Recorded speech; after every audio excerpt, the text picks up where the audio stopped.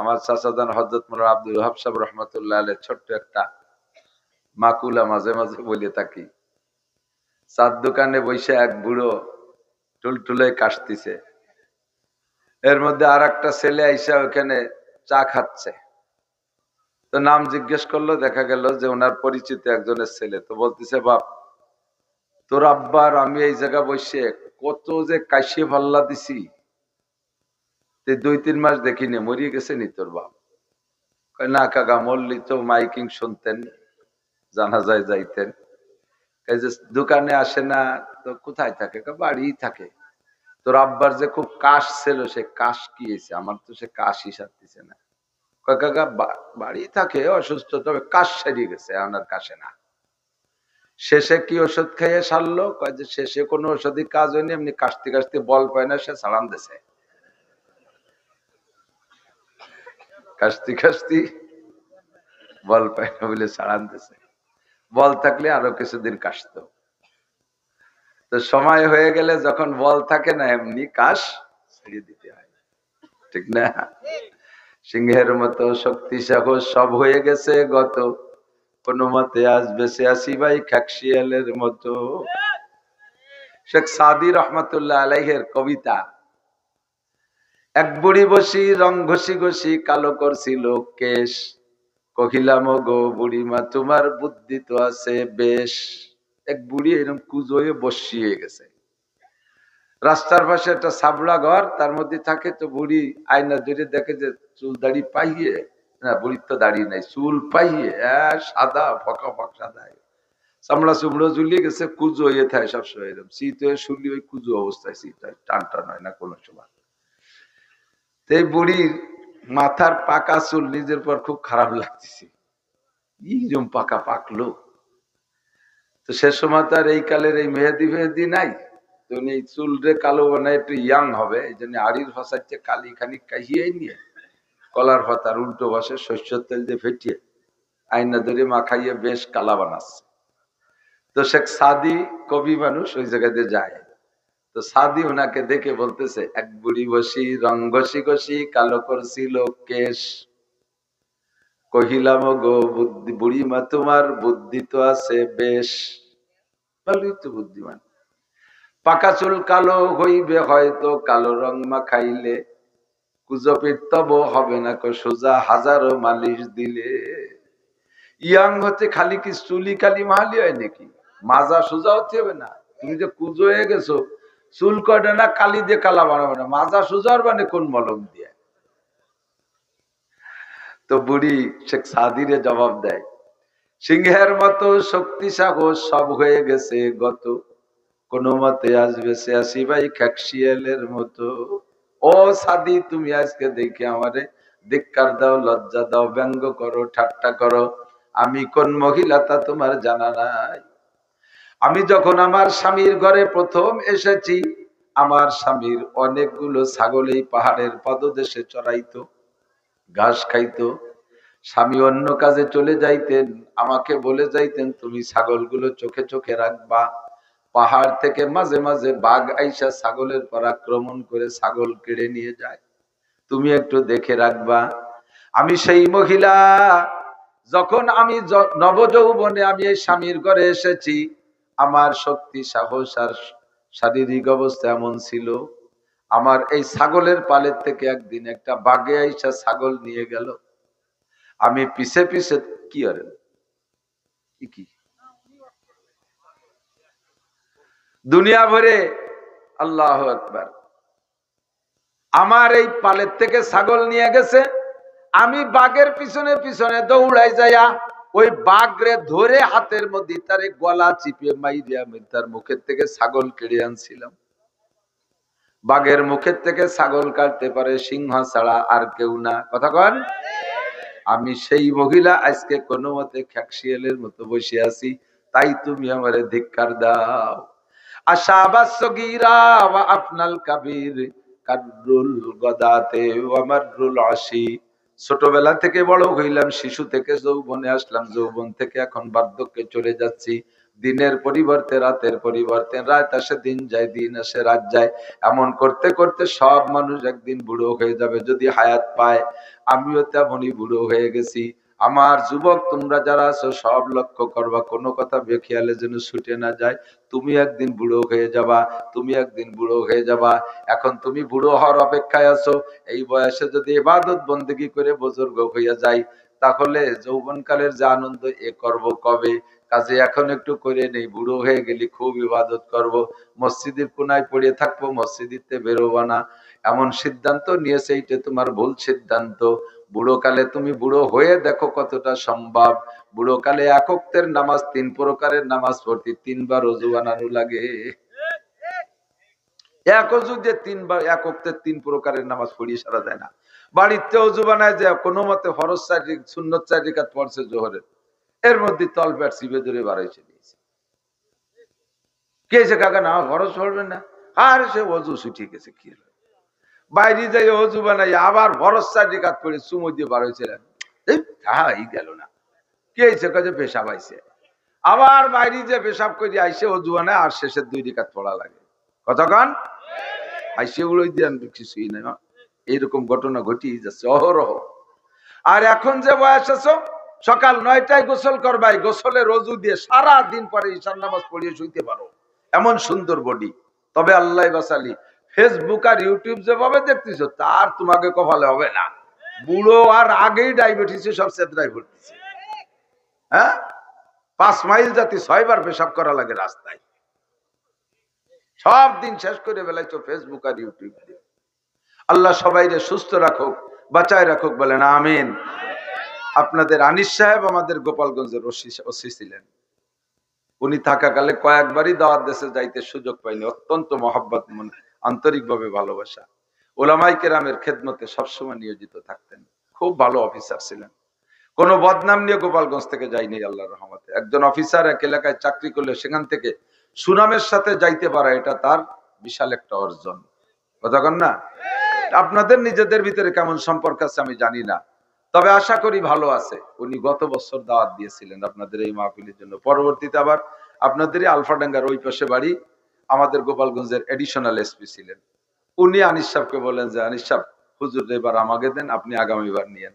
পরে উনি নিয়ে গেলেন। গতবার ওনার মাহফিল করছি, এবার এখানে আসছি। স্যারের মাহফিলে যাইয়া এক কিচ্ছা মনে পড়ে গেছে। গতবার যে মাহফিলে গেছি এসপি সাহেবের, যে এই যে পান তো রয়েছে, যারা পান খায় তারা খাচ্ছে, চুনও সবাই নিয়ে খাচ্ছে। পরে আমি পান খাতে যাইয়া চুন একটু পানের গায়ে মাহাই, পানের গায়ে চুন মাখালি ভরা, চুনির একটা কালারে পান তো পানের গায়ে শুকনো শুকনো পাওয়া যায়। তা চুন যে জায়গা মাখাই ওই জায়গা কালার হয়ে যাচ্ছে, লেপা হয়ে যাচ্ছে, চুনটা পানে টানতিছে না, কেমন কোন গিরান হচ্ছে। পরে নাই শুয়ে দিয়ে যে চুন না কোন রং হবে। পরে একজন কহা রঙের বালতিতে খানিক রং আনি তুইছে, সব পানি পানি খাইয়ে সাফা করে ফেলাইছে। সেই রং অর্ধেক খাই ফেলেছে, এমন কেউ টেরই পাইনি। আল্লাহ আকবার। সেই গতবারে মাহফিল আল্লাহ এবার নিয়ে আসছে। বসে আছেন, আমি আলফাডাঙ্গার থেকেই বক্তা হয়েছি, শুরু করছি। সেই সময় বাইসাইকেলে আসতাম, ভ্যানে আসতাম। লাস্টে যে মুক্তবাইয়ের একখান মোটরসাইকেল কিনলাম 30,000 টাকা দিয়ে, তা মাস 2 চালাইয়ে আষাঢ় পাচার খেয়ে টেবিসি বেলাই দিছি। পরে আর আশাই কম হয়ে গেছে, দূরে দূরে ডাক হয়ে গেছে। এখন সারা দেশে দৌড়দৌড়ি করি। কালকে আসছি চট্টগ্রাম থেকে, তার আগের দিন টেকনাফ, কক্সবাজার ওই দূর সাইডে আসছি। তো আল্লাহ পাক রব্বুল আলামিন সুস্থভাবে আসার তৌফিক দিয়েছে, যেন আমি শুকর আদায় করি। ওয়াজের সার সংক্ষেপ যা শুনেছেন সেই কথাগুলো নিয়ে আমি শেষ ফিনিশিং একটা আলোচনা করার ইচ্ছা করেছি। আল্লাহ পাক রব্বুল আলামিন যেন তৌফিক দান করে, সবাই বলেন আমিন। সবাই শুনতেছেন তো, লক্ষ্য করতেছেন তো ইনশাআল্লাহ? হ্যাঁ, খেয়াল আছে তো? একটা তারিখ আগে মুখস্থ করে নিয়ে একটু বলেন। 31 জানুয়ারি, 1-2 ফেব্রুয়ারি 2025 নির্বাচন হবে। বিশ্ব ইজতেমা, টঙ্গীর বিশ্ব ইজতেমা। আল্লাহ পাক আমাদের সকলকে অংশগ্রহণ করার তৌফিক দান করুন। ইজতেমার থেকে যেন 1-2-3টা করে চিল্লে দেওয়ার মতো মন মানসিকতা এবং শক্তি ও তৌফিক আল্লাহ সকলকে দান করুক।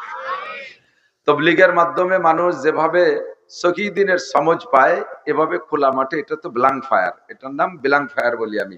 ফাঁকা গুলি করে না অনেক সময় ভয় দেওয়ার জন্য, এই ফাঁকা গুলির মতো ওয়াজ, আমি উপরে বইছি, ওয়াজ উপর দৌড়ে চলে যাচ্ছে। আর তবলিগে যে আলো টার্গেট করে গুলি করে, আমি কুলুক কিরম ধরলেন, আমি ভাতের নেলা কিরম গালে দিলেন, অত জোরে কি জানি, অত জোর লাগবে না, আস্তে, অত জোরে ঠিকই দরকার নেই, আস্তে আস্তে ঠিক দিলি ঠিক হবে। আল্লাহু আকবার। তো ও জায়গা যে দস্তরখান বিছালেন না কেন, হ্যাঁ চিত হয়ে শুলেন কেন, উবুর হয়ে মসজিদে ঘুমালেন কেন? একটা একটা করে হাতে হাতে ধরে দেয় না, টার্গেটের গুলি, যেটা যেদিন ভুল ধরে দেবে ওইটা আর মরা পর্যন্ত ভুল হয় না, ঠিক কিনা? এই জন্য দাওয়াত, তবলিগের দাওয়াত আজীবন দিয়েছি, এখনো দেই, জীবন ভরে দেবো ইনশাআল্লাহ।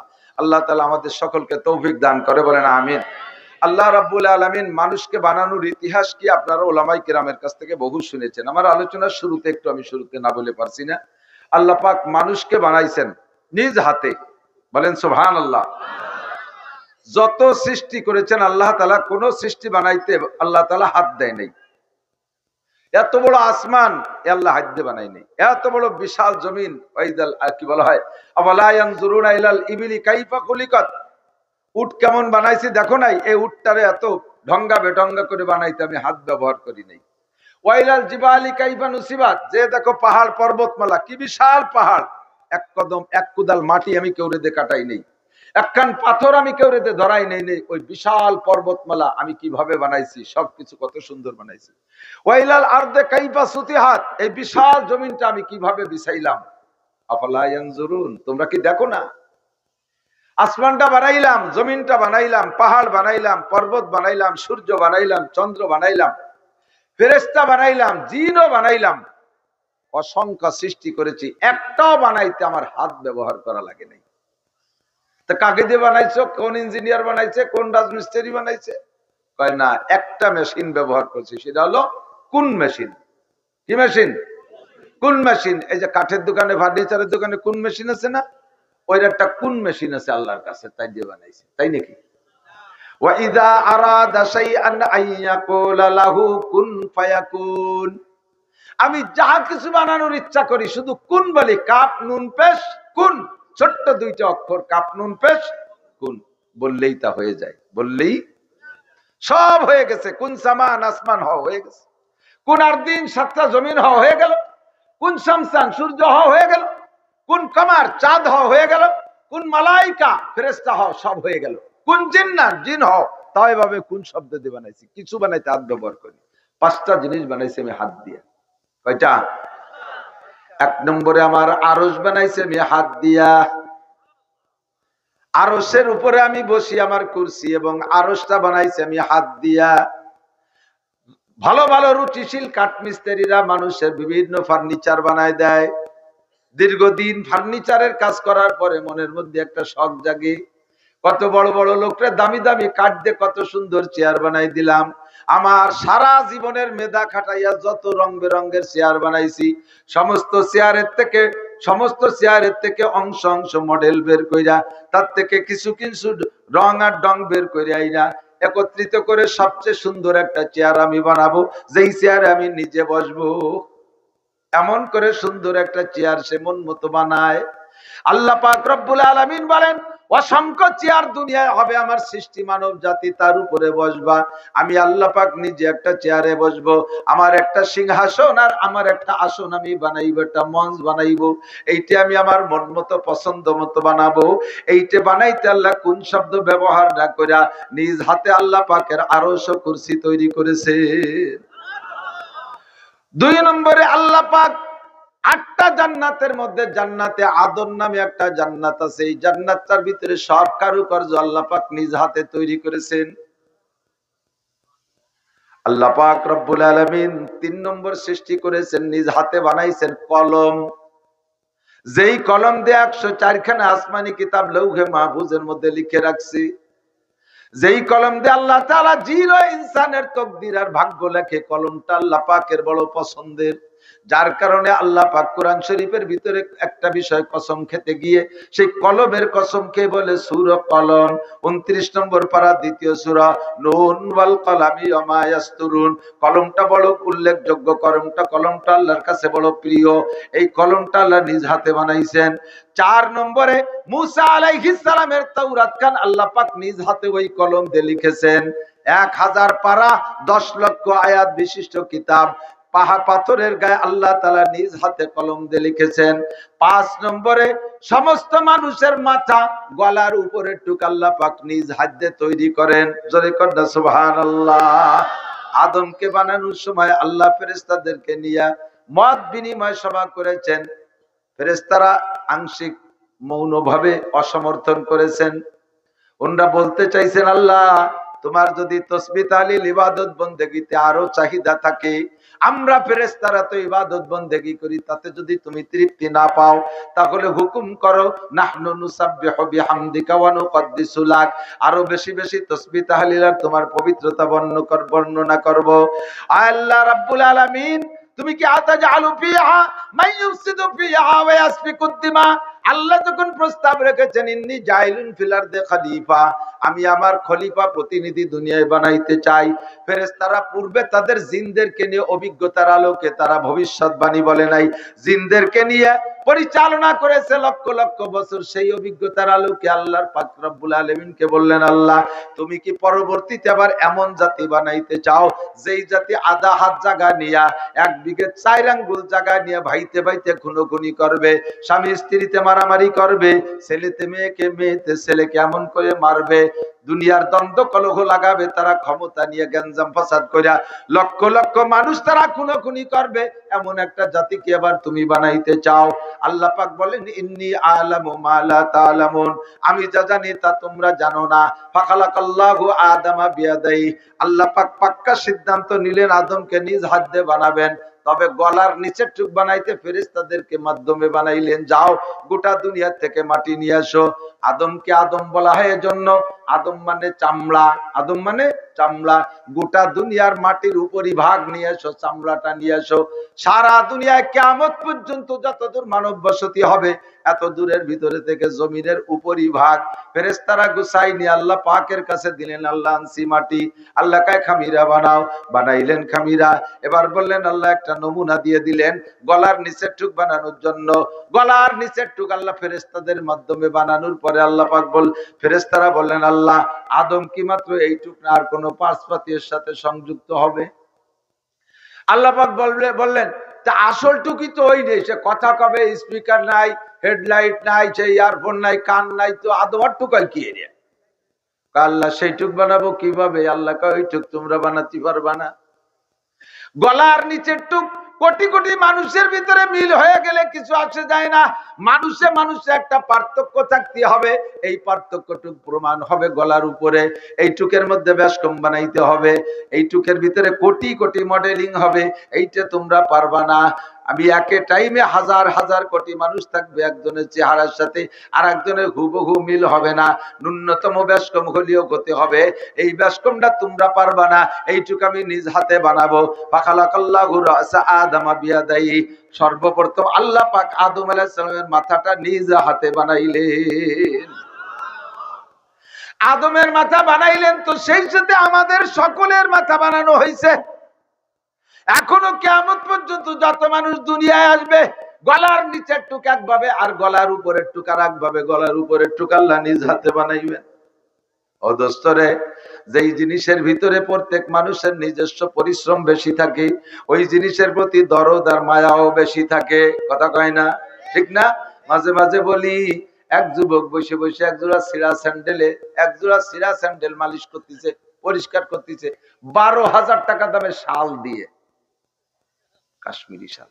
স্যান্ডেল জোড়ার বয়স বছর 3 কবে, তার মুসির দোকানে নিয়ে পাল্টাতে মূল বডির কিছু নাই, পাল্টাই নিয়ে সামলাই দিয়ে স্যান্ডেল হয়ে গেছে। তাই মুস্তিছে 12,000 টাকা দামে শাল দিয়ে। এই তুই কি এই স্যান্ডেল এত দামি শাল দিয়ে মুছিস? স্যান্ডেল কারা শাল কার? ওই যে স্যান্ডেল জোড়া তো আমি ভ্যানসালাই কিনছি, শালটা দেশে আমার শ্বশুর,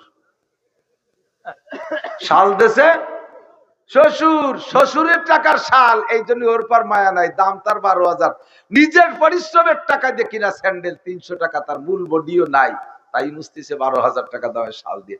ওই শাল যদি নিজের কামাই করা টাকা দিয়ে কিনা হতো, তাই দিয়ে স্যান্ডেল মুছা তো দূরের কথা, বছরের মধ্যে আবার গায়েও দিত না। শ্বশুর বাড়ি যাওয়ার সময় হাতে ভাজাইনি, আবার আলনার পর তুই এবার আইনি জমা করে ট্রাঙ্গের মধ্যে থতো, কতক্ষণ? কারণ তার পিছনে তার মেহনত আছে, যার পিছনে মেহনত আছে তার প্রতি তার দরদ বেশি। সন্তান জন্ম দিতে আব্বারও পরিশ্রম আছে, মায়েরও পরিশ্রম আছে, তবে বাপের চাইতে মায়ের পরিশ্রম বেশি। কতক্ষণ? মায়ে 10 মাস পেটে করে রাখছে, কত রাত ঘুমাইতে পারে নাই, ডেলিভারি যন্ত্রণা মাই উপভোগ করেছে। এরপরে রাতের পর রাত 2.5 বছর পর্যন্ত স্তন থেকে দুধ চাটায় খাওয়াইয়া রাতের ঘুম নষ্ট করেছে, কত গুমুত পেশাব পায়খানা সাফ করছে 2.5-3 বছর পর্যন্ত, মুখে উঠে খাওয়াইছে, গোসল মোসল করাইছে। বাপে তো আর এই পরিশ্রম করে না, যার কারণে সন্তানের প্রতি বাপের চাইতে মায়ের দরদ বেশি হয়। আল্লাহ কয়, হে দুনিয়ার মানুষ জেনে নাও, আমি আসমান বানাইছি কোন বলিয়া, ইযাস সামাউন ফাতারাত ওয়া ইযাল কাওয়াকিবু ইনতাসারাত ওয়া ইযাল বিহারু ফুজ্জিরাত ওয়া ইযাল কুবুরু বুসিরাত ইযা ওয়াকাতিল ওয়াকিয়া লাইসা লিওয়াকাতিহা কাযিবা হাফিযাতুর রাফিয়া ইযা রুজ্জাতিল আরদু রাজ্জা ওয়া বুসসাতিল জিবালু বাসসা ওয়া কানাত হাবাআম মুনবাসসা। আসমান বানাইছি কোন বলে, ওর প্রতি আমার মায়া নাই। ইসরাফিলের সিংহার ফুৎকারে আঙ্গা আসমান ফাইটে তছনছ হয়ে যাবে। আল্লাহ সূর্য বানাইছি কোন বলে, ওটা গায়েব হয়ে যাবে, হারিয়ে যাবে, ওর প্রতি আমার মায়া নাই। চন্দ্রের প্রতি মায়া নাই, বানাইছি কোন শব্দ দিয়া, আমি হাত দিয়ে বানাই নাই, আমার কোনো মায়া নাই। আরে পাহাড় পর্বত বানাইছি কোন শব্দ দিয়া, কিয়ামতে ধ্বংস হয়ে যাবে, আমার কোনো মায়া নাই। বিশাল জমিন বানাইছি কোন শব্দ দিয়া, আমি হাত ব্যবহার করি না, আমার প্রতি মায়া, ওর প্রতি মায়া নাই, ধ্বংস হয়ে গেলে কিছু আসে যায় না। জিন বানাইছি আমি হাত দিয়ে নাই, কোন শব্দ দিয়ে, ধ্বংস হয়ে গেলে কিছু আসে যায় না। তবে দুনিয়ার মানুষ জেনে নে, তোদেরকে বানাইছি আমার নিজ হাত দিয়া, তোদের উপরে আমার হাত ব্যবহার করেছি, কাজেই তোদের প্রতি আমার মায়া বেশি। অন্য সবাই জাহান্নামে গেলে কিছু আসে যায় না, তোরা যদি জাহান্নামে যাস আমার বড় কষ্ট লাগবে।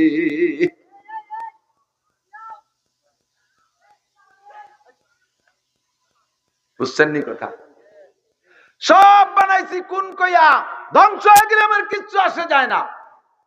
কিন্তু মানুষ, এই হিন্দু বৌদ্ধ খ্রিস্টান কাফের মুশরিক মুরতাদ বেঈমান নাস্তিক মাস্তিক যারাই আছিস, হে নামাজি বেনামাজি মুসলমান মুসলমান যারাই আছো, তোমাদের সকলের মাথা বানাইছে আল্লাহ হাত দিয়া। আল্লাহু আকবার। কোরআন শরীফের আয়াত। আল্লাহ পাক আদমকে বানাইয়া ইবলিসকে সিজদা করার হুকুম করেছে। ইবলিস যখন সিজদা থেকে অস্বীকার করে, আল্লাহ পাক বলেন, ইয়া ইবলিসু মা মানাকা আন তাসজুদা ইয আমারতুকা লিমা খালাকতু বিয়াদাইয়া। আমি যে আদমরে নিজ হাতে বানাইলাম, তাকে একটা সিজদা দিতে বললাম, কিসে তোরে ঠেকাইলো? আয়াতে প্রমাণ করে আদমকে আল্লাহ তাআলা নিজ হাতে বানাইছে। আদমকে বানাইছে তো আমার আপনারও হাতে বানাইছে। এই জন্য আমার আপনার প্রতি মায়া বেশি, আমরা যাতে কোনোভাবে টেনে টুনে ভেস্তে যেতে পারি, এর জন্য যত কৌশল আল্লাহ অবলম্বন করবেন, বিভিন্ন কৌশলে মানুষকে মাফ করে দিবেন আল্লাহ। অবশেষে কয়েকটা অবশেষের কিস্সা আছে, হুজুর বড় আলেম, শুনে দেখতে পারবেন। বুখারী মুসলিম তিরমিজি সব বড় কিতাবের মধ্যে আছে।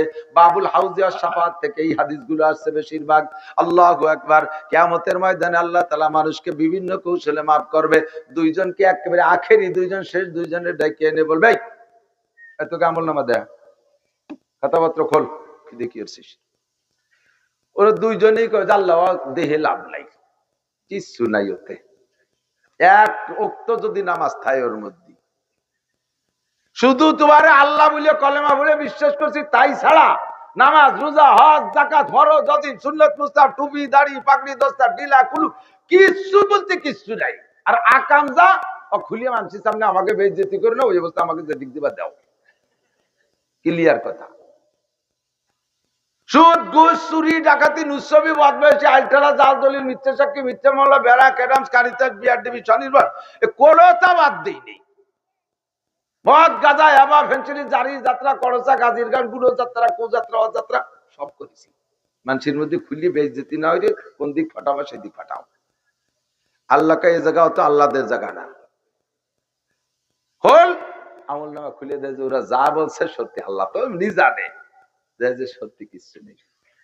এই আমি তো এখন হাজার হাজার মানুষকে মাফ করছি, চাইছিলাম যে তোদেরও মাফ করে দেব, কিন্তু তোদের তো একেবারে কিছু নাই, কোনো বাহানাও নাই, কোনো সুতো উতো খুঁজে পাচ্ছি না, কি দিয়ে একটু বার করবো, ছাড়ার কোনো উপায় পাচ্ছি না। দৌড়ো যা, সামনে দুটি দোজকে যা, ও ঠাইতে কইলেই একজন দৌড় মারছে, যে দৌড় মারছে আল্লাহ তারে আগে ঠেয়াইছে ফেরেশতা দিয়ে, এই ওরে ডাক দে, ডেকে কয় যে বেশ দোজক চেনো?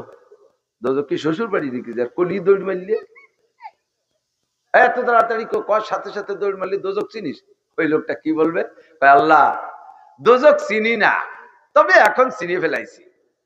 তো তোর একটু ভয় হলো না দৌড় দিলি? আল্লাহ আল্লাহ দৌড় দিছি। আলো দুনিয়ায় থাকতে তোমার হাজারো হুকুমের একটা হুকুমও পালন করি নাই, আজকে তোমার সামনে ধরা পড়ে গেছি মনে বড় আশার তামান্না নিয়ে যে আল্লাহ তোমার একটা হুকুম আজকে এই মাঠে আমল করে দেখি, পালন করে দেখি, তোমার দয়া হয় নাকি মায়া হয় নাকি। সেই মায়ার আশায় তোমার হুকুমটা পালন করে দৌড় মারছি। আল্লাহ পাক বলবেন, এই ফেরেশতারা, যে আমার রহমতের আশা করে তারা আমি মায়ুস করি না। আমি বলছি লা তাকনাতু মির রাহমাতিল্লাহ, ও আমার এই হুকুমটা পালন করছে আমার রহমতের আশায়, বাদদিল সাইয়্যাতিহি হাসানাত, ওর জীবনের সমস্ত গুনাহগুলো নেকি দ্বারা পাল্টায় দাও, ওয়াদখিলহুল জান্নাহ, আর ওর বেহেশতে দিয়ে দাও। বলবেন না সুবহানাল্লাহ? একেবারে শেষের দুইজন নামিকা তাড়ি, এ তো এই কইয়া হুকুম পালন করিয়া বেশি গেছে। আর একজন রে কইছে তুই তুই গেলি না কে, তো কলম তো দুই একসাথে যা, তুই গেলি না কে? কয় যে আল্লাহ, আল্লাহ পাক কয় যে দুনিয়া করে হুকুম মানিস নাই, আর এখন শেষ বেলা এসে একটা হুকুম দিছি তাও মানলি না, তুই গেলি না কে?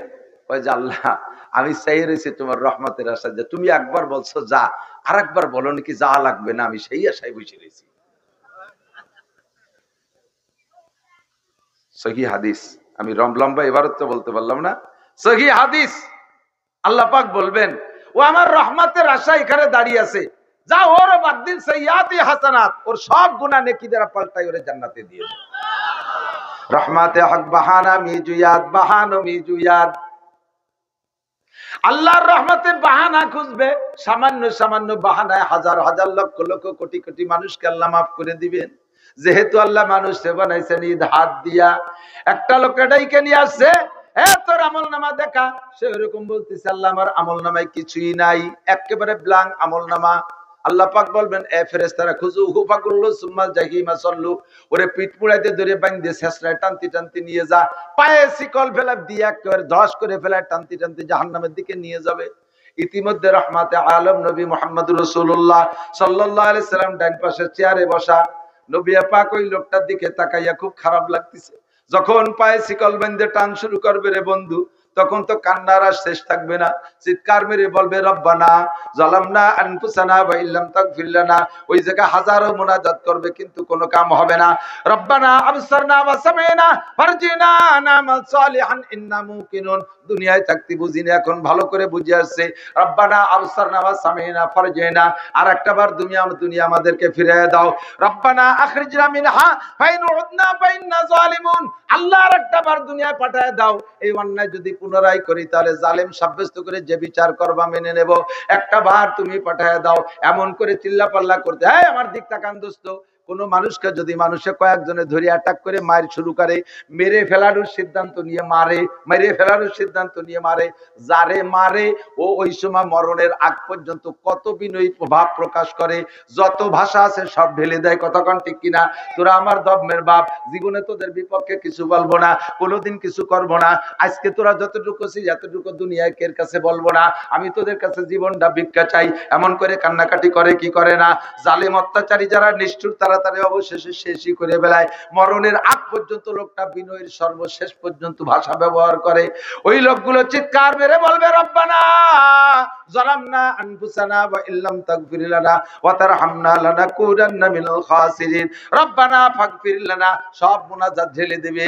আল্লাহ পাক রব্বুল আলামিন চোখের সামনে দেখবেন, বাহানা খুঁজবেন কিন্তু খুঁজে পাচ্ছে না। এটার মধ্যে আল্লাহ যে পাচ্ছে না তা না, এটা রব্বুল আলামিনের একটা সিস্টেম। ডান পাশে রহমাতে আলম নবী তাকায় আছে, লোকটার কান্না দেখে নবী পাকও বড় কষ্ট পাচ্ছেন। হুজুর তার আগাগোড়া তাকাইছে, কোনোভাবে কিছু পাওয়া যায় নাকি। হঠাৎ করে লক্ষ্য করে দেখে ওই লোকটার এত বড় দাড়ি, একগাল সুন্নতি দাড়ি। সুযোগ পেয়ে গেছে হুজুর। হুজুর বললেন আল্লাহ, আল্লাহ করে ডাক দিবেন। আল্লাহ পাক বলবেন, এ ফেরেশতারা দাঁড়া, গেতে নিশ্চয় আমার বন্ধু কেন ডাকলো শুনে নেই। কি দোস্ত, কি জন্য ডাক দিলে? আল্লাহ একটু দাঁড় করাও, একটু আমি চোখের সামনে দেখাই দিই।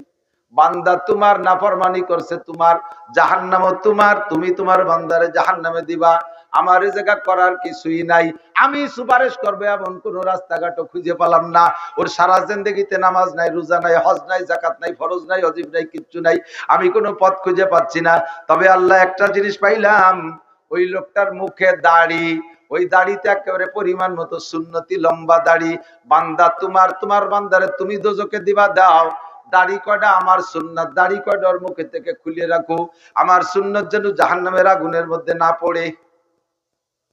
দাড়ি জাহান্নামের আগুনে পড়লে আমি সহ্য করতে পারি, তো আমার সুন্নাত। ওর মুখের থেকে দাড়ি কয়টাকে খুলে রাখা যায়? আল্লাহ পাক বলবেন মুখের থেকে দাড়ি খোলা যাবে না। কেন খোলা যাবে না? তাহলে তুমি মিথ্যাবাদী হবা। হুজুরকে আল্লাহ বললেন তাহলে তুমি মিথ্যাবাদী হয়ে যাবা। কোন কথার মিথ্যাবাদী? তুমি তোমার উম্মতকে দুনিয়া বলেছো তামুতুনা কামা তাহয়াউন ওয়া তুহশারুনা কামা তামুতুন। তোমার জীবন যাপন হবে যেমন, মরণ হবে তোমার তেমন। জীবন যাপন হবে যেমন, মরণ হবে তেমন। জীবন যাপন যেই চেহারায়, মরণ হবে ওই চেহারায়। ওয়া তুহশারুনা কামা তামুতুন। আর যেই চেহারায় তুমি মরবা, হাসরের মাঠে তুমি সেই চেহারায় উঠবা। ওই লোকটার জীবন যাপনে ছিল দাড়ি, তাই মরণ হয়েছে দাড়ি অবস্থায়, হাসরের মাঠে উঠছে দাড়ি অবস্থায়। এখন যদি দাড়ি খুলে বেলাই দেই তাহলে তোমার কথার বিরোধ হয়ে যায়, কাজে ওর মুখ থেকে দাড়ি খোলা যাবে না। নবী পাক সুযোগ পেয়ে বলে আল্লাহ তোমার বান্দা তুমি দোজকে দিবা, আমার সুন্নতি দাড়ি যেন আগুনে পড়ে না। এখন দাড়ি এক জায়গা, মানুষ এক জায়গা, তা তো হয় না। আল্লাহ এবার বলবেন তার দাড়ির ওসিলায়, আমার বন্ধুর কথায়, তার দাড়ির ওসিলায় তার জীবনের সব গুনাহ মাফ করে জান্নাতে দিয়ে দাও। রহমাতে হক বাহানামি জুয়াদ, বাহানুমি জুয়াদ। এমন করে লক্ষ লক্ষ মানুষকে আল্লাহ বিভিন্ন কৌশলে মাফ করার চেষ্টা করবে, যেহেতু আল্লাহ হাত দিয়ে বানাইছে। তবে দুনিয়ার থেকে প্রস্তুতি নিয়ে যার জন্য আল্লাহ পাক সুযোগ তৈরি করে দিয়েছেন। আল্লাহ পাক বলেন বান্দা এই দুনিয়ায় গিয়েছো, তোমার পিছনে শয়তান লেগে আছে। ইন্নাহু লাকুম আদুউম মুবিন। দুই প্রকারের শয়তান তোমার পাশে আছে, মিনাল জিন্নাতি ওয়ান নাস। আমার দিক মিনাল জিন্নাতি ওয়ান নাস, জিন শয়তান আর মানুষ শয়তান। ধরে বলেন শয়তান কয় প্রকার? দুই প্রকার, জিন শয়তান আর মানুষ শয়তান। জিন শয়তান তোমার শিরা উপশিরায় চলে যায় ডাইরেক্ট সবডিতে, চোখ দিয়ে ঢুকে কান দিয়ে বের হয়, আরে শরম কাঁদে ঢুকে মুখ দিয়ে বের হয়, নাক দিয়ে ঢুকে লজ্জাস্থান দিয়ে বের হয়। মানুষকে বিভিন্ন প্রকার প্ররোচন দিতে পারে, ভিতরে যে কলবের মধ্যে বৈশাখ বিভিন্ন প্রকার পাক পাকাইতে পারে। এটা হলো মূল জিন শয়তান, যে তার ক্ষমতা। আর মানুষ শয়তান ও মানুষ শয়তান ডাইরেক্ট ওভাবে মানুষের দেহের মধ্যে ঢোকে না, কিন্তু এমন এমন কথা বলে তার অন্তরের মধ্যে ঢুকে যায়, মানুষকে বিভিন্ন প্রকার ধোঁকা দিয়ে ফেলে, ধোঁকার মধ্যে ফেলায় দেয়। মিনাল জিন্নাতি ওয়ান নাস আল্লাযী ইউওয়াসবিসু ফি সুদুরিন নাস। এই দুই প্রকার শয়তানে তোমাদেরকে হাজার হাজার প্রকার গুনাহ করাবে, হাজার হাজার গুনাহ করাবে। গুনার আবিষ্কারক শয়তান, আর নেকির আবিষ্কারক আর নেকির সৃষ্টিকর্তা আল্লাহ। ঠিক কি না? আল্লাহ পাক বলেন শয়তান তোদেরকে জান্নাত থেকে বের করে নিয়ে গেছে, আর জান্নাতে ঢুকতে দেবে না, এই প্রতিজ্ঞা আমার কাছে করে গেছে। আমি আল্লাহ শয়তানের সাথে প্রতিবাদ করে তোদের জন্য ব্যবস্থা রেখেছি। বান্দা ভালো করে শুনে নে, ইনতাজতানিবু কাবায়ের, দুনিয়ায় যত গুনাহ আছে সব গুনার আমি দুই ভাগ করে দিলাম, সব গুনাহকে দুই ভাগে বিভক্ত করলাম। মাজারি সাজারি নাই, সব গুনাহ দুই প্রকার, বড় আর ছোট। দুই প্রকারের গুনাহ, আরবিতে বলে কবিরা গুনাহ, আরবিতে বলে সগীরা গুনাহ। আল্লাহ পাক বলেন কবিরার বহুবচন কাবায়ের, আর সগীরা গুনাহকে কোরআন শরীফের ভাষায় সাইয়্যাত বলে ব্যবহার করেছে। আল্লাহ পাক বলেন ইনতাজতানিবু কাবাইরা মা তুনহাউনা আনহু নুকাফির আনকুম সাইয়্যাতিকুম। তোমরা যদি কবিরা গুনাহগুলো থেকে নিজেরা ইচ্ছাকৃত বেঁচে থাকতে পারো। যুবক আমার দিক তাকা, পর্দার আড়ালে মা বোনরা খেয়াল করো। আল্লাহ পাক বলেন ইনতাজতানিবু কাবায়ের, যদি তুমি কবিরা গুনাহগুলোকে পরিহার করে চলতে পারো, আমি আল্লাহ তোমারে নিজ হাতে বানাইছি, এই মায়ায় এই মহাব্বতে আমি তোমার পক্ষ নিলাম, তোমাকে যত সগীরা গুনাহ আছে বিনা তওবায় ক্ষমা করে দেব। আমি আপনি প্রস্তাব দিলাম আল্লাহ সগীরা গুনার দায়িত্ব তুমি নিও না, কবিরা গুনাহগুলোর দায়িত্ব তুমি নাও, আমরা সগীরা গুনাহতে বাঁচবো। আল্লাহ কয় অত সস্তা না, কবিরা গুনাহতে বাঁচা সহজ, সগীরা গুনাহতে বাঁচা কঠিন। সগীরা গুনাহতে বাঁচা কঠিন আমার দিক। সগীরা গুনাহ কবিরা গুনাহ যে সাজা, এই কবিরা গুনাহ যেই সাজা, একটা কবিরা গুনাহ ৭০০০ বছর জাহান্নাম, একটা সগীরা গুনাহ ৭০০০ বছর জাহান্নাম, শাস্তিতে একটাও কম না। তাহলে সগীরা কবিরার পার্থক্য কি? পার্থক্য হলো শুধুমাত্র দেখতে ছোট আর বড়। কবিরাও আল্লাহর নাফরমানি, সগীরাও আল্লাহর নাফরমানি। কবিরাও আল্লাহর নাফরমানি, সগীরাও আল্লাহর নাফরমানি। তবে বাহ্যিকভাবে দেখতে কবিরারে বড় দেখা যায়, তাই তার নাম কবিরা, আর সগীরাটারে দেখতে ছোট দেখা যায়, তাই তার নাম সগীরা। কিন্তু কার্যকারিতা সকলের একই রকম। আমার দিক তাকান, ৪ হাত লম্বা একটা গুক্কু সাপ, ৪ হাত লম্বা একটা গুক্কু সাপ, কামড় দিলি মানুষ মরে, মরে না? মরে মরে। ১ বিঘেতে একটা গুক্কু সাপের বাচ্চায় কামড়ালি তো মরে না? মরে ওদি সগিরে সাবতে কি আয় কে চোর মতো হুর কামড়ে কি আয় মরে মরে টাইম বেশি লাগে না কম লাগে সমান সমান সমান বড় সাপে কামড়াইলেও মারে এবং এক যে টাইমে মারে, ছোট সাপে কামড়াইলেও মারে এবং একই টাইমে মারে। এইটা যেমন সত্য, কবিরা গুনাহ সগীরা গুনাহ দুইটার বিচারই একই পরিমাণ, ৭০০০ বছরের জাহান্নাম। তবে বড় গুনাহ থেকে বাঁচা সহজ, ছোট গুনাহ থেকে বাঁচা কঠিন। আমার দিক ছোট গুনাহ থেকে বাঁচা কঠিন। বড় সাপে কামড় দিতে গেলে ৪ হাত একটা সাপ যদি হয়, সেই ১-১.৫ হাত পরিমাণ ফনা তোলে, উঁচু হইয়া ফস করে একটা শব্দ করে, শব্দটা কানে আসে, লাফ দিয়ে জাম করে সরিয়ে যাওয়া যায়। কতক্ষণ? আর ছোট্ট একটা সাপ জুতোর মধ্যে ঢুকে বসে রয়েছে, মুজোর মধ্যে ফেসাই রয়েছে, টের পার নাই, বগলে জামার গেঞ্জির মধ্যে ফেসাই রয়েছে, জাঙ্গের মধ্যে ফেসাই রয়েছে, কোন জায়গা থেকে মার দেবে ওই জায়গা ফস করতে সময় পায় না, বালিশের তলে দিয়ে রয়েছে, জুত করে ওই জায়গাতে মারিয়ে দিয়েছে, ওর ফস কানেও আসে না, চোখেও দেখা যায় না, আবার কামড় দিলে একই টাইমে মরে। কতক্ষণ? তাহলে বড় সাপের থেকে বাঁচা সহজ, ছোট সাপের হাতের থেকে বাঁচা কঠিন, টের পাওয়া যায় না কোন ফাঁকে মাইরে দেয়। আল্লাহ কয় কবিরা গুনাহ থেকে বাঁচা সহজ, ওটা চোখের সামনে দেখা যায়, মোটা মোটা গুনাহ। সগীরা গুনাহ চিনা যায় না, বোঝা যায় না, ওরা থেকে বাঁচা কঠিন। এই জন্য যেটা কঠিন ওইটা আমি আল্লাহ দায়িত্ব নিলাম, তুমি শুধু কবিরা গুনাহগুলোর থেকে বেঁচে চলো, আমি আল্লাহ সব সগীরা গুনাহ বিনা তওবায় মাফ করে দেব। সামান্য একটু সিস্টেম করা লাগবে। এদিক সগীরা গুনাহ থেকে বাঁচতে হলে সামান্য একটু সিস্টেম করলে হবে, আর বাকি কবিরা গুনাহ তুমি বাঁচবা।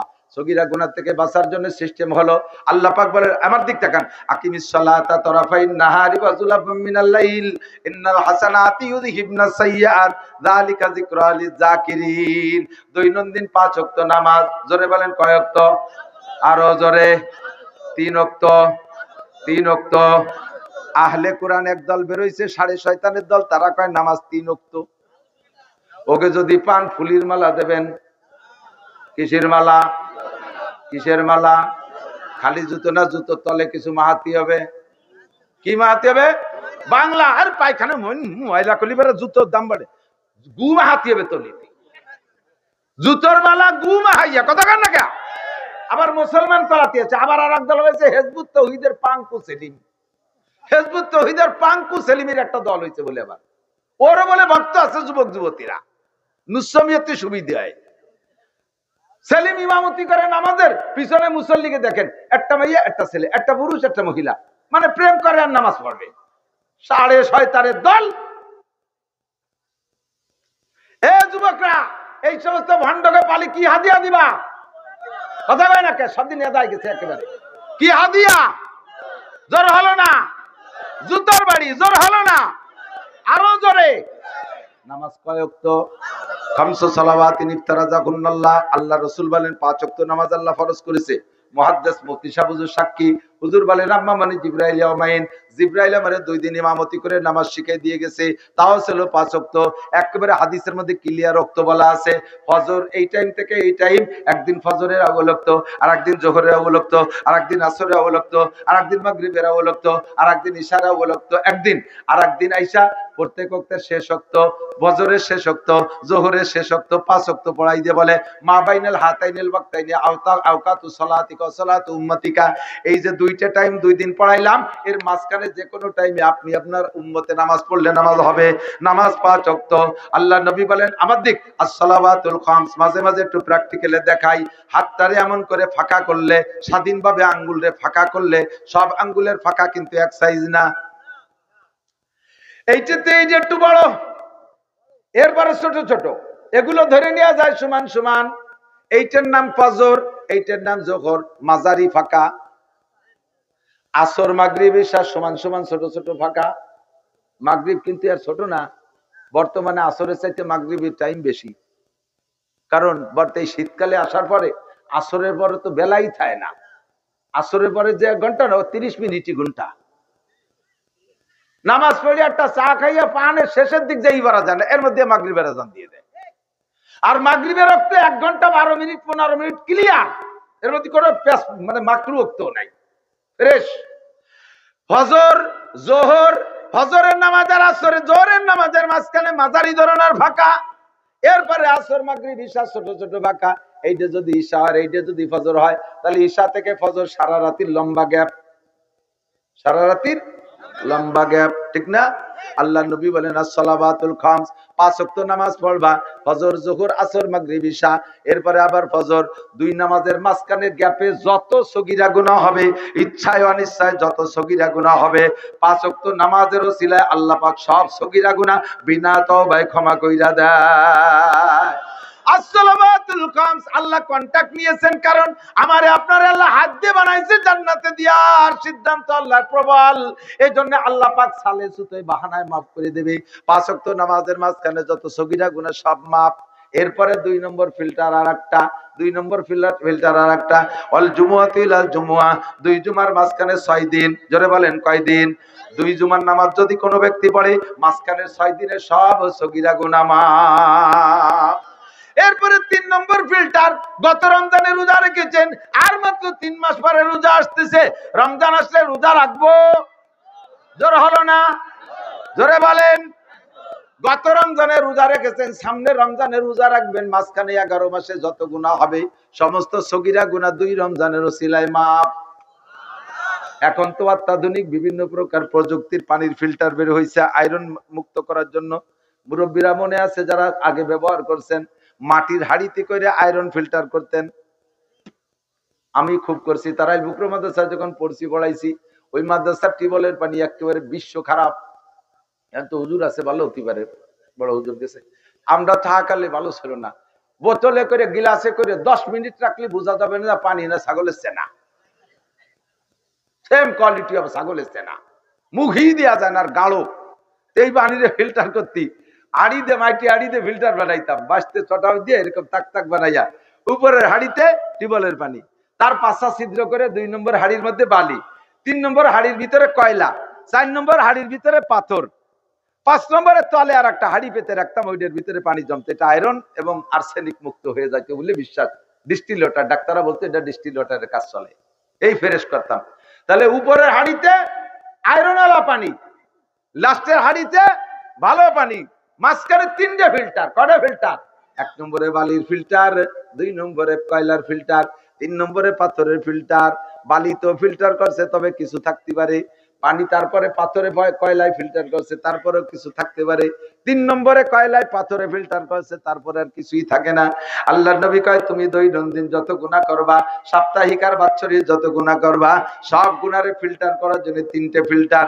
1 নম্বরে 5 ওয়াক্ত নামাজ as-salawatul khams, 2 নম্বরে ওয়াল জুমুআতু ইলাল জুমুআ, জুমায় গত জুমা পড়ছো আগামী জুমায় পড়বা, 3 নম্বরে রমাদান ইলা রমাদান, গত রমজানে রোজা রাখছো আগামী রমজানে রোজা রাখবা। 3টে ফিল্টার যদি তোমার আমলের উপর দিয়ে হয়ে যায়, জিন্দেগিতে যত সগীরা গুনাহ করছো একটা সগীরা গুনাহ অবশিষ্ট থাকে না। আর শর্ত হলো ইনতাজতানিবুল কাবায়ের, ইনতাজতানিবুল কাবায়ের, শর্ত হলো তুমি ইচ্ছাকৃতভাবে কবিরা গুনাহ ছেড়ে দিতে হবে। এই ইচ্ছাকৃতভাবে কবিরা, নিজি জম্মের খায় বিড়ি গাঁজা এবা ফেন্সিডিল হিরোইনের পাইপ মেরে ছাড়ে, আবার 5 ওয়াক্ত নামাজ পড়ে, মাঝে মাঝে উনি ওই সগীরা গুনাহ মাফ করায় নামাজ দিয়ে। মোটা মোটা বাগা গুনাহগুলো করি বেড়াচ্ছ বস্তাকে বস্তা, ওগুলো ছাড়িয়ে দাও, তারপরে সগীরা গুনাহগুলো আল্লাহ তাআলা নামাজের ওসিলা মাফ করে দেবে। কন্যা সুবহানাল্লাহ। আল্লাহ পাক দায়িত্ব নিয়েছেন। এখন কয় কি, 2 রমজানে যদি মাঝখানের 11 মাসের গুনাহ মাফ হয়ে যায়, তাই তো জুমার নামাজে লাগতেছে না, ওক্তীয় নামাজে লাগতেছে না। 2 রমজানই তো শেষ, মাঝে 11 মাস ক্লিয়ার। এই যে শেষ রাত্রি উঠে শীতকালী দিন এত কষ্ট হবে কেন? ও দোস্ত, তাহলে ওই ফিল্টারের দ্বারাই যান। তো ফিল্টার 3টে দিয়েছেন, খালি বালি দিয়ে সোয়াই আসলে পানি খান, তা খাতে পারবেন না। শুধু কয়লার ফিল্টার বানান, ওই 2টে দিয়েন না, তাও পানি খেতে পারবেন না। শুধু পাথর দিয়ে বানান ফিল্টার, তাও পানি খেতে পারবেন না। ফিল্টার 3টেই লাগবে। নবীও সেইভাবে শর্ত দিয়েছে। 2 রমজান, তুমি বাঙালি জন্মের কুজলো বাঙালি, তোমরা না 2 রমজান রোজা রেখে করে যে আল্লাহ তো সব সাফ হয়ে গেছেন, ওক্তীয় নামাজ পারবো না পড়তে। নবী কয় যে না, দেখো হিসেব রাখছি। 1 নম্বরে as-salawatul khams, 5 ওয়াক্ত নামাজ যদি তোমার আমল নামায় থাকে, তাহলে পরে 2 জুম্ম কার্যকারী হবে। 5 ওয়াক্ত নামাজ নাই, খালি শুক্রবারে যে একেবারে গোলগাল হইয়ে সুতির জামা মার দিয়ে ব্যাঙ্গের মতো ফুলিয়ে যাই ইমাম সাহেবের পিছনে বইছে, উনি মসজিদের সভাপতি, সেক্রেটারি, কোরআন শরীফ পড়তে পারে না, বোমা বাড়লে পেটের মধ্যে আলিফ বাইরে না, হ্যাঁ, জাল খাও দিলে একটা অক্ষর বাইরে না, সে যাইয়ে মসজিদের দান করছে, ডোনেশন করছে, মসজিদে বড় টাইলস করে দিয়েছে, ইমাম বরাবর যায় নামাজ বিছে গোল গাল হয়ে যে বসে রয়েছে। এই দিক তাকান, ইমাম বরাবর দাঁড়াবে সমাজের ওই লোকটা, যেই লোকটা ইমামের নামাজের মধ্যে কোনো দুর্ঘটনা যদি ঘটে যায়, ইমামের অ্যাসিস্ট্যান্ট হয়ে বাকি নামাজ শেষ করতে পারে এইরকম যোগ্য মানুষ দাঁড়াবে। তাই সে যদি মসজিদি জীবনে সাইডে না দেওয়ার যোগ্য না হয়, সমাজের ফকির লোক নয়, তবু সে দাঁড়াবেই বরাবর। তুমি শিল্পপতি, কোটিপতি, রাষ্ট্রপতি, ভগ্নিপতি, দুলোভাই যাই হও না কেন, তোমার পয়সা বেশি, মসজিদি টাকা দেশে বিদায়, ইমাম বরাবর পিছনের কাতারে দাঁড়াবা, তোমার এই অনুমতি নেই। তুমি কি ইমামতি করতে পারবো? নায়েব হতে পারবা? অ্যাসিস্ট্যান্ট ইমামতি করতে পারবা? ইমাম সাহেব 4 রাকাত নামাজের মধ্যে 2 রাকাতে ওনার বাই ছুটে গেছে। এখন ছুটছে তো ইমামের বাই, মুসল্লিকে তো ছোটে নাই। তাহলে ছুটলি নামাজ ছুটবে ইমামের, মুসল্লিকের নামাজ তো ছুটবে না। আর ইমাম যদি না থাকে, ইমাম যদি বেওযু হয়, তাহলে কি তার পিছনে নামাজ হয় নাকি? আল্লাহ তাআলা সুযোগ করে দিয়েছে, হাজার হাজার খাও না এমনি হাজার হাজার মুসল্লি পিছনে রয়েছে, আর ইমাম সাহেবের সামনেতে বাই ছুটে গেছে, এটা তোর পিছনে আল্লাহ জানে না। এ জায়গায় এত মানুষ নামাজ রেখে হজবরল করে বেলানো যাবে? শরিয়াতে ব্যবস্থা রাখছে, ইমাম সাহেব বরাবর পিছনে যিনি আছে তাকে ওই জায়গায় দাঁড় করে দিয়ে উনি গুড়ি পায় পিছন দিয়ে বেরোয় যাইয়া অজু বানায় এসে পিছনের কাতারে দাঁড়াবে। যদি থাকে নামাজের কিছু, আর যদি ছুটে যায় তো ফিরে গুড়াইতে পারবে। এ হলো ইমাম। তাহলে তুমি যে পিছনে দাঁড়াইছো শুক্রবারে মুসল্লি শুকুর আলী, 5 ওয়াক্ত নামাজের খবর নাই, তুমি পিছনে যাইয়া দাঁড়াইছো, তোমার ভিতরে কি এই যোগ্যতা আছে? ইমাম সাহেবের 2 রাকাতের পরে বাই ছুটে অজু ছুটে গেছে, আর ইমাম সাহেব তো তোমার ধরে হাত ধরে ওই জায়গা দাঁড় করে যদি দেয়, তাহলে তোমার অবস্থা কি হবে? ইমাম পাই দিয়ে দিচ্ছে, তুমি দিবে আগিয়ে, কথা কয় না? ঠিক না? তুই দিবি আগিয়ে, শয়তান ও জায়গা দাঁড়াচ্ছিস কে? তিনি পয়সা বেশি হলে ইমামের হাতে দাঁড়ান যায় নাকি? ওখানে দাঁড়াবে যে অ্যাসিস্ট্যান্ট ইমাম হতে পারে সে, কথা কন? শুকুর আলী মুসল্লি, সপ্তাহে 5 দিন 6 দিন নামাজের খবর নেই, শুক্রবারে যে গোল গালে আল্লাহরে ভকু দিতে গেছে। সাবধান। শর্ত হলো 2 জুমা কার্যকারী হওয়ার জন্য আগে 5 ওয়াক্ত নামাজ আমল নামায় থাকতে হবে, এরপরে 2 রমজান কার্যকারী হওয়ার জন্য 5 ওয়াক্ত নামাজ, তারপরে 2 জুমা, বছরে 52টা শুক্রবার থাকবে, এরপরে রমজান মাসে থাকতে হবে। তাহলে 3 ফিল্টারে তোমার জীবনের সমস্ত সগীরা গুনাহ মাফ। ইনতাজতানিবু কাবাইরা মা তুনহাউনা আনহু নুকাফির আনকুম সাইয়্যাতিকুম। যদি তুমি কবিরা গুনাহ ছেড়ে দিতে পারো, নুকাফির আনকুম সাইয়্যাতিকুম, তোমার সব সগীরা গুনাহ মাফ করে দেব। শর্ত হলো কবিরা গুনাহ ছেড়ে দেব। এখন জানতে চাইলাম আল্লাহ কবিরা গুনাহগুলো কি কি, কগে বুঝে নেই, ছাড়তে পারি কিনা চেষ্টা করব।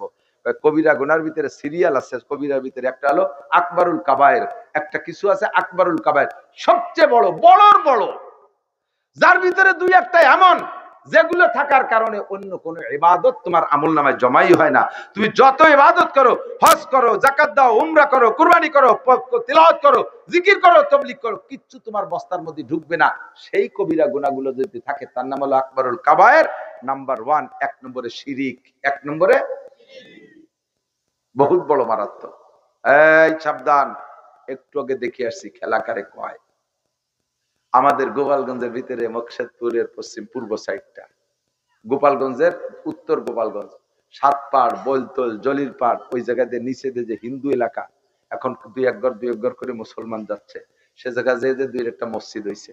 আল্লাহু আকবার, ইন্না লিল্লাহি ওয়া ইন্না ইলাইহি রাজিউন। শিরিকের প্রশিক্ষণ চলতেছে, শিরিকের প্রশিক্ষণ চলতেছে। আমার যুবকরা, আমার যুবক বন্ধুরা, আমার এলাকার জনগণ অ্যালার্ট থাকবেন, সতর্ক থাকবেন। এই সমস্ত মুশরিক শিরকের প্রশিক্ষক যারা, উস্তাদ যারা, তারা আমাদের এলাকায় ঢুকতে পারবে না। ঢুকলে ইনশাআল্লাহ আমরা মুসলমান উপযুক্ত শিক্ষা দিয়ে ছেড়ে দেব। ঠিক কি ঠিক না? খ্রিস্টানরা লক্ষ লক্ষ কোটি কোটি টাকা দিয়ে বই ছাপাইয়া মসজিদে মসজিদে মুসল্লিদেরকে দিচ্ছে, আর বইয়ের নাম এমন দেশে যা দেখে আপনি বুঝতেও পারবেন না, আপনি ধোকাই খেয়ে যাবেন। মুসলমানদের নাম, আমাদের সব নাম। আমি একটু আগে দেখাইছি আমার মোবাইলে, ওরা কোরআন শরীফ বানাইছে, ওরা কোরআন শরীফ বানাইছে, নতুন সূরা লেখছে, সূরাটার নাম দিয়েছে সূরা মুসলিমুন। আমার কাছে, আমি ফটো করে নিয়েছি একটু আগে, ওর কাছে আর কপি নাই বিধে আমি কপি আনতে পারি নাই, আমি মোবাইল নিয়েছে, সূরা মুসলিমুন সূরা লেখছে, সূরা দোয়া একটা সূরা লেখছে, এইভাবে অনেক সূরা দিয়ে এতখানি বড় কোরআন শরীফ একটা বানাই ফেলাইছে। আর সেইগুলো ইমাম সাহেবদেরকে, আলেম আমাদের আলেম, ওদের আলেম না, আমাদের আলেম, আমাদের কওমি মাদ্রাসায় পড়া, মোটা বেতন তারা দিয়ে এই হুজুরকে দিয়ে ইনজিলের প্রশিক্ষণ, তাওরাতের প্রশিক্ষণ এবং ঈসা আলাইহিস সালাম ধর্মের, ইহুদি ধর্মের বিভিন্ন বই পুস্তক ছাপাই মসজিদি হ্যান্ডবিল করে, তারপরে ছোট 1-2 পাতার ভিতরে করে বিলু করতেছে, আর মুসলমান তাই পড়ে পড়ে বিভ্রান্ত হচ্ছে। ও দোস্ত, এর 1 নম্বর মুশরিক। আল্লাহ পাক রব্বুল আলামিন বলেন, আল্লাহ পাক বলেন, ইন্নাল্লাহা লা ইয়াগফিরু আইয়ুশরাকা বিহি ওয়া ইয়াগফিরু মা দুনা যালিকা লিমান ইয়াশা। হে বান্দা, যত সগীরা গুনাহ করো, যত কবিরা গুনাহ করো, তোমার জিন্দেগীর কোন একটা ভালো কাজ যদি আমার পছন্দ হয়ে যায়, আমি তোমার একটা পছন্দ ভালো কাজের পর খুশি হইয়া সারা জিন্দেগীর সমস্ত সগীরা কবিরা গুনাহ maaf করে দিতে পারি। শর্ত হলো তোমার বস্তার মধ্যে যেন শিরকের গন্ধ না থাকে, তোমার ঈমানের বস্তার মধ্যে যেন শিরকের গন্ধ না থাকে।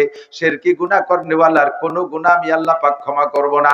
তুমি যত ভালো কাজ করো, শিরক দুই তিন প্রকার।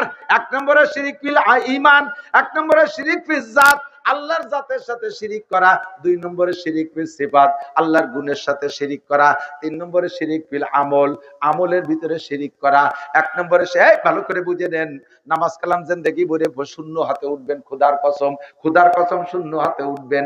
এই শিরিকের বিপদ যদি আপনার মধ্যে থাকে, এই জন্য সবাই কান খাড়া করে শুনবেন।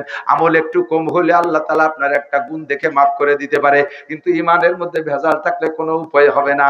এই জন্য ঈমানটারে আগে ফ্রেশ করেন। নবী পাক বারবার অর্ডার করে, আখলিস দীনাকা ইয়াকফিকাল আমালুল কলিল। হে নারী আর পুরুষ, তোমার ঈমানকে খাঁটি করো, ঈমানকে ফ্রেশ করো, ঈমানকে নির্ভেজাল করো। অল্প আমলই নাজাতের জন্য যথেষ্ট হইবে। অল্প অল্প আমল করে বেহেশতে চলে যেতে পারবেন, কিন্তু ভুরি ভুরি আমল করেছেন অথচ ঈমানের মধ্যে শিরিকের গন্ধ আছে, আল্লাহর কসম এক সেকেন্ডও জান্নাতে যাইতে পারবেন না। এই জন্য শিরক মুক্ত ঈমানের পরামর্শ একটু ভালো করে শুনতে হবে। আল্লাহু আকবার। শিরিক ফিল জাত, যেমন ইহুদিরা শিরিক করে। ক্বালাতিল ইয়াহুদু উযাইরুন ইবনুল্লাহ, ইহুদিরা কয় উযাইর আলাইহিস সালাম আল্লাহর ছেলে। একটু বলেন, কি বলবেন? জোরে বলেন। এই মশালারা কই নেই? তোমরা কি ইসরায়েলের লোক নাকি? এ উযাইর আলাইহিস সালাম আল্লাহর ছেলে? জোরে বলেন নাউজুবিল্লাহ। শুধু এই কথাটার ভিতরে এরকম মাধ্যমে আপনাদের ভিতরে হিট করে নাই। আরো শুনেন, এই কথার তর্জমা কি? উযাইর আলাইহিস সালাম আল্লাহর ছেলে মানে উযাইরের মা আল্লাহর স্ত্রী। আল্লাহ উযাইরের মার সাথে স্ত্রী সুলভ আচরণ করে গর্ভধারণ করাইয়া সেই গর্ভের সন্তান বানাইছে উযাইর রে। আল্লাহ কয় এর চাইতে বড় কষ্ট আমি কিছু পাই না। তোরা জীবন ভরে নামাজ না পড়লেও কষ্ট পাই না, কিন্তু এইরকম অপবাদ আমার নামে দিলে আমি বেশি কষ্ট পাই। ওয়াকালাতিন নাসারা মাসিহ ইবনুল্লাহ, আর নাসারারা কয় আল্লাহর ফ্যামিলিতে সদস্য তিনজন, মুরব্বী আল্লাহ একজন, আল্লাহর স্ত্রী মারিয়াম। আল্লাহ মারিয়ামের সাথে যৌন মিলন করে সন্তান গর্ভধারণ করাইয়া সেই সন্তান বানাই দিয়েছে ঈসা রে। একটু জোরে কর না নাউজুবিল্লাহ। আর এই দুই জাতি হলো আল্লাহ পাক বলেন লা তাত্তাখিযু আদুব্বি ওয়া আদুব্বাকুম আউলিয়া। ইয়া আইয়ুহাল্লাযীনা আমানু লা তাত্তাখিযুল ইয়াহুদা ওয়ান নাসারা আউলিয়া। হে আমার প্রাণপ্রিয় বন্ধু মুসলমানরা, ভালো করে শুনে নাও। আল্লাহ পাক বলেন আমার শত্রু আর তোদের শত্রুকে বন্ধু বানাইস না, আমার শত্রু আর তোদের শত্রুকে বন্ধু বানাইস না। জানতে চাইলাম আল্লাহ আমাদের শত্রু আর তোমার শত্রুকে?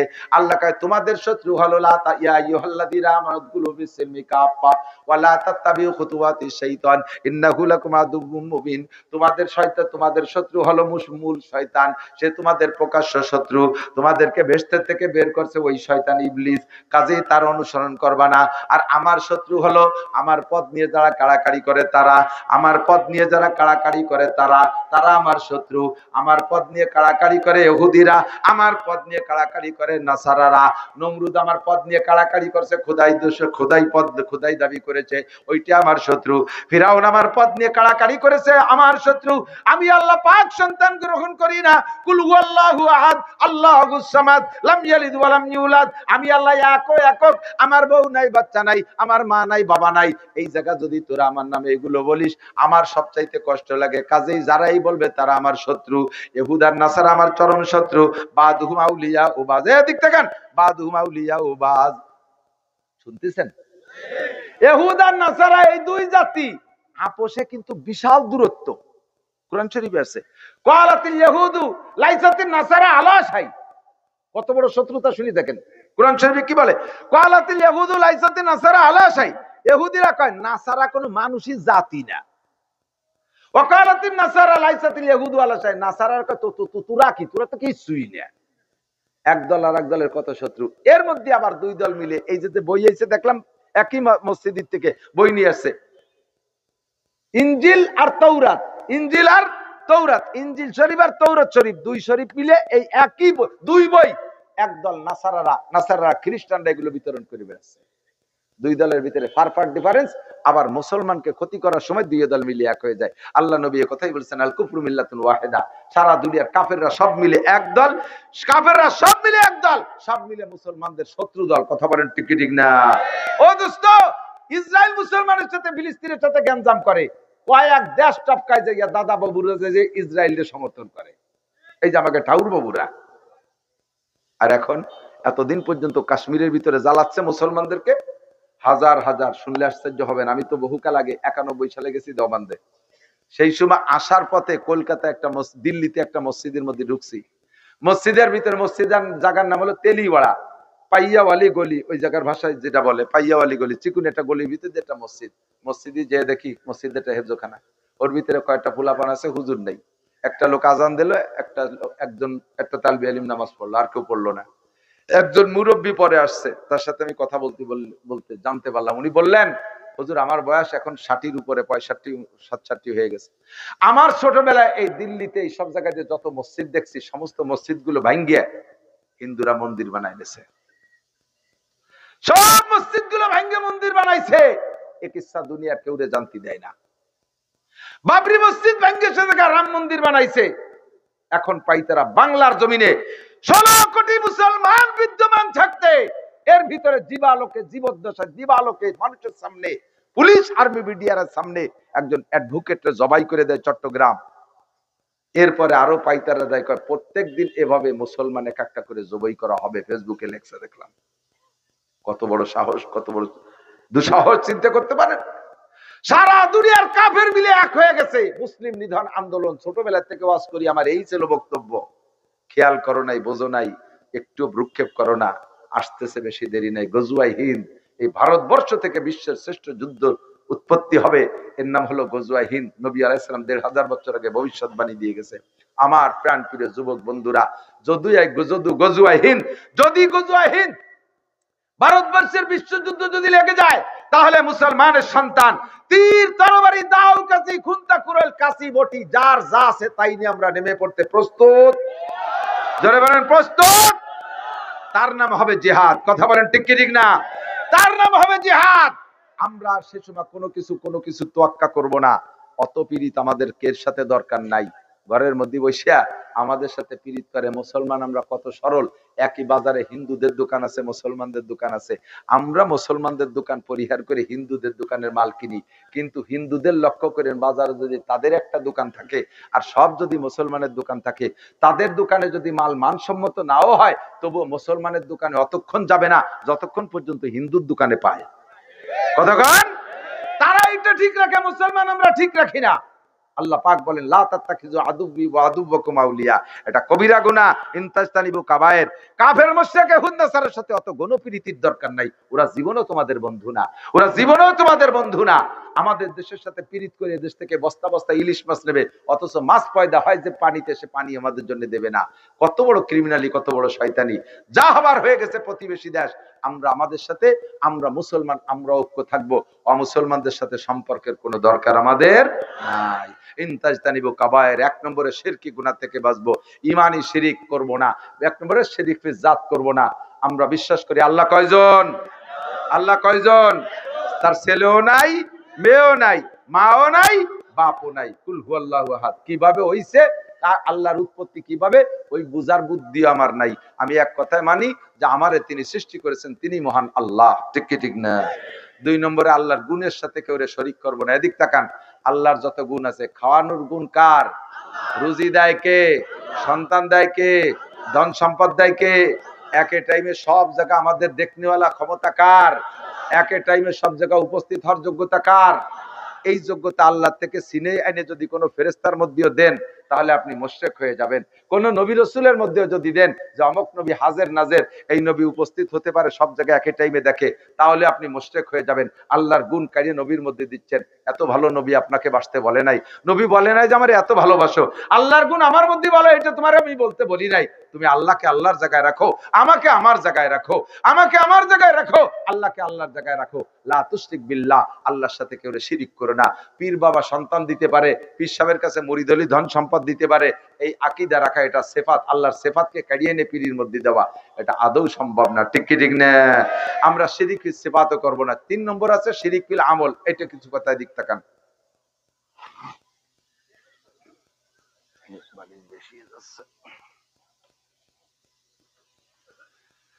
আল্লাহ, বিসমিল্লাহ। শিরিক ফিল আমল কি?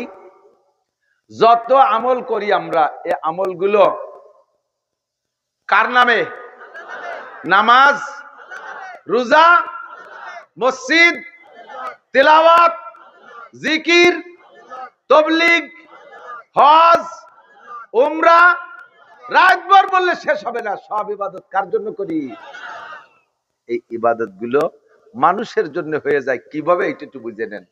আমি ইবাদত করে যদি প্রশংসার লোভ করি, যে আমারে অমুক ভালো বলুক, মানুষে ভালো বলুক, একটু মারহাবা দিক, একটু প্রশংসা করুক, তার নাম হলো শিরিক ফিল ইবাদত। জিজ্ঞেস করা হয়েছে, এই তুমি তো দাড়ি রাখতে না, ইদানিং যে দাড়ি রাখছো? কয় যে দাড়ি না রাইয়ের কি এর বসে, নাতি এসে দাড়ি ধরে বসে, না আমার দাদার দাড়ি আছে, তোমার তো দাড়ি নাই। সেই লজ্জাতে ওর জ্বালায় না রাইয়ে পারলাম না। তাহলে এই দাড়ি কি আল্লাহর জন্য না নাতির জন্য? এই দাড়িতে নেকি হয় না, না বলে শিরিক ফিল ইবাদত। কথা কি বুঝছেন নাকি? তুমি তো নামাজ পড়তে না, যে নামাজ পড়ো, বিটি গে জ্বালায় থার কায়দা আছে নাকি? সেই জ্বালায় চলিয়েছি মসজিদে। তাহলে এই নামাজকে আল্লাহর জন্য না বিটিকে জন্য? এর নাম হলো শিরিক ফিল ইবাদত। মসজিদে স্টেজে যেয়ে দেখি সুন্দর একটা চেয়ার আমার ডাইন পাশে খালি পড়ে রয়েছে। খেয়াল করেন, সুন্দর একটা চেয়ার খালি পড়ে রয়েছে, কেউ বসে না। হুজুররা নিচে দিয়ে গাদায় গাদায় বসে, ওই চেয়ারে কেউ বসে না। এই চেয়ারে কেউ বসেন আর না, চেয়ার সরাইতাম, দুইজনে জায়গায় বসতে পারবে। হুজুর, ও চেয়ারে কেউ বসাও যাবে না, ও নামানোও যাবে না।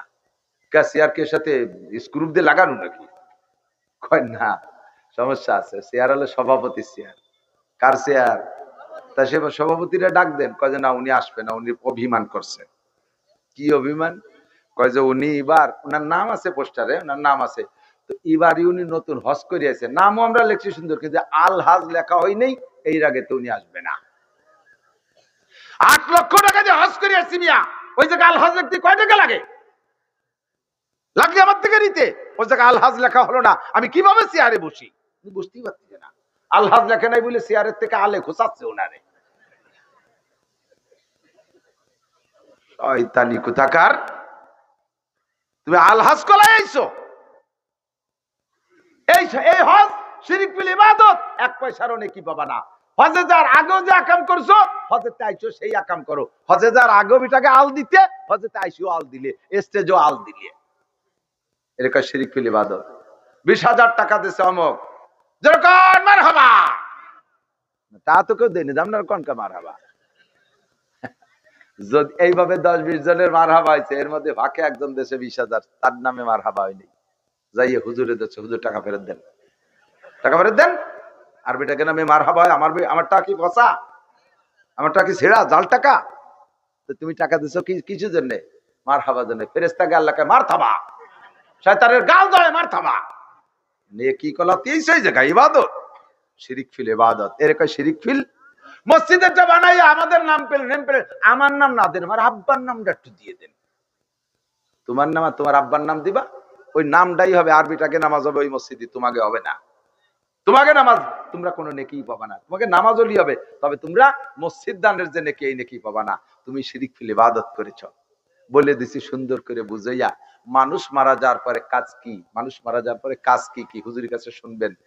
উনরা তো আমাদের চেয়ে অনেক জুনিয়র বয়সে, পরে ফারেক, বড় আলেম, বহুত বড় আলেম, আমারে পড়াইতে পারে, কিন্তু আমাদের চেয়ে অনেক পরে।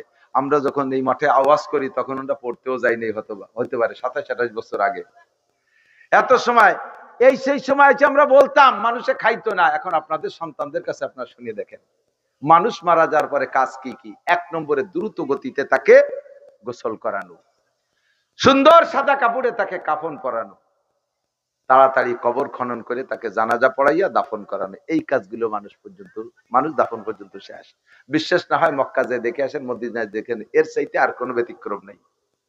মানুষ মারা গেলে, পুরুষ মারা গেলে, আরে কপাল, 5-7 মাইল দূরিতে বিড়লির মধ্যে উড়াকান্দির মতো বিটিরা প্যান্ট প্যানায় নাক মুস্তি মুস্তি কান্তি কান্তি আসতেছে।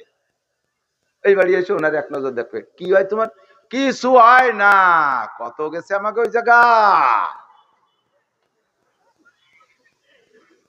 তো তোমার কিছু হয় না, তা তুমি কান্দো কা? সবাই কান্দে, সেই জন্য আমারও কান্দা আসতেছে। এই আল্লাহ কুরতি সেই পর্বিটারে তুমি দেখে গেলে, যারা ওই জায়গায় বসে পর্দা খুলে খুলে দেখাচ্ছে তাদের আমল নামায় কবিরা গুনাহ হবে। ওই যে মেয়েগুলো এসে ওইগুলো দেখতেছে এই জায়গায় বসে। মহিলা একটা মারা গেছে, প্রতিবেশী, বাসুর পুত, দেওর পুত, একে চাষি হয়। এই চাষি দিয়েছে মরার পরে জীবদ্দশায় যেমন দেখা না যায়, মরার পরও দেখা না যায়। দ্রুত তাকে শরীয়ত সম্মত ভাবে দাফন করায় দেন। এই পর্যন্ত, জানাজা পর্যন্ত, দাফন পর্যন্ত কাজ শেষ।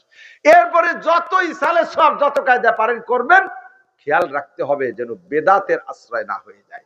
রুসুমের কোনো পালায় পড়বেন না। 7 দিনের দিন জায়গায় দাঁড়ায় এলান দিয়ে দেয়, আমার আব্বার আজকে কি বার?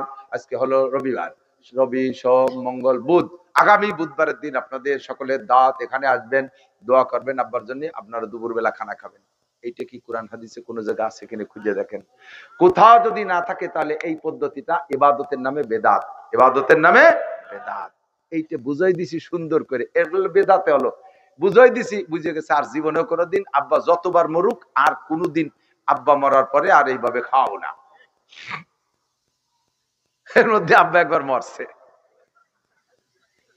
তো মরার পরে সাথে সাথে যে সেই লোকই এলান দেয় 4 দিন পর এই হবে। তুমি না কইলে যে শুনি আসলে নাসির হুজুরির কাছে, মৌলানা ইউসুফ সাহেবের কাছে, এগুলো বেদাত। বুঝি তো, একেবারে কিছু না করলে মানসি কি কয়, এই হলো শিরিক ফিল ইবাদত। কাজটা ভালো, কাজটা ভালো, 4 দিনের দিন করতে হবে কেন? 10 দিনের দিন করতে হবে কেন? চলছে করতে হবে কেন? বার্ষিকী করতে হবে কেন? এনি টাইম, এভরিডে, যে কোনো দিন কবে। তবে অত তাড়াতাড়ি করেন না। ওই বাড়ির মানুষের জন্য 3 দিন শোকের অনুমতি আছে। আর পুরুষ মারা গেলে তার স্ত্রী থাকলে 4 মাস 10 দিন সে মহাশোকের মধ্যে আছে। 4 মাস 10 দিন শেষ হলো না, সেই বাড়ি একটা আড্ডা করে খাওয়া দাওয়া, কি ফুর্তি, মহিলা পুরুষের আনন্দ ফুর্তি। যে মহিলা শোক পালন করবে ওয়াজিব, সেই শোক দেওয়া সে পালন করতে পারে না, তারও মাজায় গামছা বেঁধে সে আড়িবাতির মাস্তি নামিয়ে যা লাগে কতক্ষণ। আর শত পুরুষের ধাক্কা গুতো খাওয়া লাগে, এইগুলো নিষেধ করে দিছি। তারপরও কয় একেবারে না করলি মানসি কি কয়। এই মানসি কি কয় মানে আল্লাহ যা কয় কজ্ঞ, মানসি কি কয় সেই হইতে করছি, এর নাম শিরিক ফিল ইবাদত। বোঝা কি গেছে? ইনতাজতানিবু কাবাইর, যদি তুমি কবিরা গুনাহগুলো গুনে গুনে ছেড়ে দিতে পারো, 1 নম্বরে শিরিক, 2 নম্বরে কুফর। কুফর বলে আল্লাহ পাকের নিয়ামত ব্যবহার কইরা শুকর আদায় না করার নাম কুফর। যত জায়গা দেখবেন শুকর, তার এগেইনস্টে আসে কুফর। লা ইন শাকারতুম লাযিদান্নাকুম ওয়া লা ইন কাফারতুম, শুকরের বিপরীত কুফর। দোয়া কুনুতের মধ্যে পড়বেন ওয়ানাশকুরুকা ওয়া লা নাকফুরুকা, তোমার শুকর আদায় করি, তোমার কুফরি করি না। তার মানে শুকর আদায় না করার নাম কুফরি। সন্তান, ভালো সন্তান কে দিয়েছে? বলেন আলহামদুলিল্লাহ। সে জায়গায় আলহামদুলিল্লাহ না বলে গর্ব করে, নিজের ক্রেডিট দেখায়। মিয়া ছেলে বেলে ভালো কি এমনি হয়? ছেলে বানাতি হয়। ওনারা রাতভর ছেলে বানায়, আর বেটারও কম্বল মুড় দিয়ে ঘুমায়। তাই উনি ছেলে বানানোর কারখানা খুলছে। শয়তান কোথাকার। এই কথাগুলো কুফরি কথা। ছেলে কি তুমি বানাইছো না আল্লাহ দিছে? মেধাবী কে বানাইছে? আমার একই হেফজখানায় 72টা ছেলে পড়ে আমার মাদ্রাসায়। কোন ছেলের 5 বছর লাগতেছে সবক শেষ করতে, কের 6-7 বছরও পারতেছে না, কের 3 বছরে হচ্ছে। আমার একটা ভাগ্নে মাত্র 5 মাসে সবক শেষ, 150 দিন মাত্র সবক পড়ছে, 30 পারা শেষ। এটা কি তার বাপের ক্রেডিট? ছেলে বানাতে হয়, ওটা বানাইছে আর বেটালা বানাই নেই। তুমি কি দিয়ে বানাও? কাঠ দিয়ে না ছটাই দিয়ে? কি দিয়ে বানাও? এই কথাগুলো কুফরি কথা। আরে মিয়া ধান বানাতে হয়, খালি লাগাই ঠিকই হয়। কোনটা বানায়? ধান, পিএস বানাতে হয়, পাট বানাতে হয়। এই কথাগুলো কুফরি কথা। আমি এটা করেছি, ওটা করেছি, দেখেন যেদিকে তাকাবেন সেদিকে আমাকে দেখতে পারবেন, খালি করেছি আর করেছি। এরপরে আরো সুযোগ দেন, দেখেন আগামীবার কি করে ছেড়ে দেই। রাস্তাঘাটে খাল বানায় দেবো, 12 মাস কাল নৌকো বেয়ে বেড়াবেন, আসমান ভেঙ্গে জমিনে না পাবো, দেখবেন কিয়ামত ঘটে যাবে, লাঠির মধ্যে মুগুর ভরি ছাড়িয়ে দেবো। এই কথাগুলো সব কুফরি কথা। কি কথা? কুফরি কথা। এগুলো বলবেন না, এ করলে ঈমান আমল সব বাতিল হয়ে যায়। কথা কি বোঝা গেছে? 3 নম্বর বেদাত। বেদাত করব না, উলামায়ে কেরামের কাছ থেকে শুনে বেদাত করব না। আমার পীরও যদি করে থাকে আমারে বুঝাইছে, আর সেই আমলের অবস্থা আর এই আমলের অবস্থা আকাশ পাতাল। সেই সময় সবে মাত্র হিন্দুত্বে মুসলমান, সবে মাত্র হিন্দুত্বে মুসলমান। তো হিন্দুদের যে রুসুমাত ছিল তা মুসলমানদের ভিতরে প্রাথমিকভাবে কিছু রাখা লাগছে। হিন্দুরা মানুষ মরে গেলে কাঠুরে খাওয়া তো মনে আছে না? যারা কাঠ আগে দিত সবাই দাঁত দিত, কাটা যারা কাঠ চলা আগে দিছিস সবাই অমক দিন খাতি যাবে, ডাইল ভাত খাওয়াবো। এখন সেই হিন্দুগুলো মুসলমান হয়েছে, এগে মানুষ মারা গেলে কোনো কিছু নেই, কিচ্ছু নেই। জান কাজে কেমন হলো, তাই হিন্দু তাই ভালো ছিল, চারটে মরার পর তো ডাইল ভাত খাতি পারতাম। তা হুজুরা করলো যে না, আমরাও ইয়েরবো, আমরা 7 দিনের দিন একটা দোয়ার অনুষ্ঠান করে জিলাপি খাই করবো। তাতে ওগেটার থেকে বিরোধিতা করার জন্য এই কাজটুক সেই সময় করা লাগছে। যদিও এটা ইসলাম না, শরিয়ত না, এটা কাজ বেদাত, কিন্তু সেই সময় জরুরি ছিল। এখন যখন আমরা কোরআন সুন্নাহ বুঝে ফেলাইছি, আমরা কি মানুষ মাটি দিতে যাবো কাঠুরিয়ে খাওয়ার লোভে, জিলাপি খাওয়ার লোভে? এটা আমরা ফরজে কিফায়া আদায়ের লোভে, কথা কোন ঠিক না? ফরজে কিফায়া আদায় করে। কাজে এই মুহূর্তে যত প্রকার বেদাত আছে সব ছেড়ে দিতে প্রস্তুত থাকবেন। সব ফরজ নামাজের পর 5 ওয়াক্ত মুনাজাত না করলে হুজুরির ইমামতি থাকে না, এই সমস্ত ফাও কথা বলবেন না। ইমাম যদি বেশি প্রেসার দেন যে না মুনাজাত না করলে চাকরি ছুটি হলো, সভাপতি, সেক্রেটারি, ক্যাশিয়ার, উপরস্থ নেতাগোতা সব কজন মিলে জোট করছে, খালি একবার মুনাজাত ছাড়িয়ে বাদ দিলিয়ে ও হুজুরি চাকরি খাবো। হুজুর খুব সতর্ক হয়ে গেছে, মুনাজাত তো করাই লাগবে। তো মুনাজাত যদি করতে হয় তাহলে করার মতোই করবো। হুজুর এবার সব মুনাজাত আরবিতে বানায় ফেলেছে, মুফতি সাহেবের কাছে শুনি। আর সেই কজন তো সব আমিন আমিন কর জন্য বসে রয়েছে, এবং সব মুনাজাত করতেছে, আল্লাহুম্মা খুজ আদাই, ওটাকে আল্লাহুম্মা আমিন, আল্লাহুম্মা খুজ আদাই, আল্লাহুম্মা শাত্তিত শামলাহুম, আল্লাহুম্মা মসজিদ জামাহুম, আল্লাহুম্মা দাম্বির দিয়ারাহুম, আল্লাহুম্মা সাব্বিদ উজুহাহুম, আল্লাহুম্মা খুযহুম আখযা আজিজিম মুক্তাদির ওয়া লা তুসাল্লিত আলাইয়া মান লা ইয়ারহামুনা। আল্লাহ যে কয়টা আমার পিছনে লাগছে ওই কয়টারে ধরো, সেই কয়টাই কয় আল্লাহুম্মা আমিন ধরো। মুনাজাত যদি করতে হয় তাহলে কিরকম করতে আমি জানি। আল্লাহুম্মা কালিম বাইনা কালিমাতিহিম, আল্লাহ ওই কটার মধ্যে মতানৈক্য সৃষ্টি করে দাও, সেই কটাকে আল্লাহুম্মা আমিন কইয়েই ঘুষোঘুষি শুরু হয়ে গেছে। যাকে মুনাজাত তাকে নামে কবুল আছে, তারাই কয় করো কবুল, তা কি এর আল্লাহ। একটু বাড়াবাড়ির দরকার। মুনাজাত হলে আমার মুনাজাত, আমার কি কি দরকার সেটা আমি জানি। আমারটা কি ইমাম সাহেব জানে নাকি? ইমাম সাহেবের মুনাজাত করতে দায়িত্ব দিছি, ইমাম সাহেব তার মা বাপরে বেসতে ফাটাই দিচ্ছে, তার বউ সাল মেয়ে অসুস্থ, তাকে সুস্থ বানাই ফেলাচ্ছে, ওনার অভাব আছে তাদের নিয়ে যাচ্ছে, আমার কথা একটা আবার কলুই নিয়ে, অথচ আমারটা হাইদি মুনাজাত করতে জিলাপি টিলাপি সব খাই আমার কাছ থেকে 500 টাকা নিয়ে যাবে। কারণ তার যার যার জরুরত সেই ব্যক্ত করে। আপনার কি প্রয়োজন এটা আপনি জানেন। ফরজ নামাজের পরে আপনি করেন, একা একা করেন, আপনার অনেকক্ষণ ধরে ইমাম সাহেব আল্লাহুম্মা আমিনকে মুখ মুছে ফেলাইছে, আপনি সেই সাথে সাথে আপনার তো কতটা বাইর হয়ে গেছে, উনি মোছে মুছুক, আমার তো যা যা আছে সব আমি কব, পরে আমি যে সময় মুছার দরকার সেই সময় মুছবো। কতক্ষণ নামাজের ভিতরে অনুসরণ জরুরি, মুনাজাতের মধ্যে তো এক জরুরি না। ওনার মুনাজাত যে করা দরকার তা কয়া হয়ে গেছে, উনি মুখ মুছে ফেলাইছে, আমার তো বাইর হয়েছে আর কুড়িয়ানি জানো যে সুন্নত পড়েন, আমার কটা আমি কইয়ে আসি, আমার কটা আমি কই। আল্লাহ আমার সে বড় মেয়েটার তো বিয়ে হলো না, তার বয়স 39 বছর, একটি এরা যায়, এই কথা তো বাহির হয়েছে, সে কবেন না আল্লাহর কাছে। আমার নানটু যাই ইটালি আটকে গেছে যে লিবিয়ার সাগরের মধ্যে, আল্লাহ তুমি তারে তাড়াতাড়ি, ইমাম সব কিতাই কইছে, সেগুলো কর্ণে কবেন। ওনার সাথে সাথে তো মুখ মুছে আইটে চলেছে, আসল কটা তো বাদ রয়ে গেছে। আমি কি বুঝাতে পারছি? আমার ভাইরাল হওয়ার দিন শেষ, যা বোঝার দরকার তাই বলার জন্য মাঠে নামছি। এই জরুরি কথাগুলো মনে রাখবেন। ইনতাজতানিবু কাবায়ের, কবিরা গুনাহ ছাড়েন, নুকাফির আনকুম সাইয়্যাতিকুম।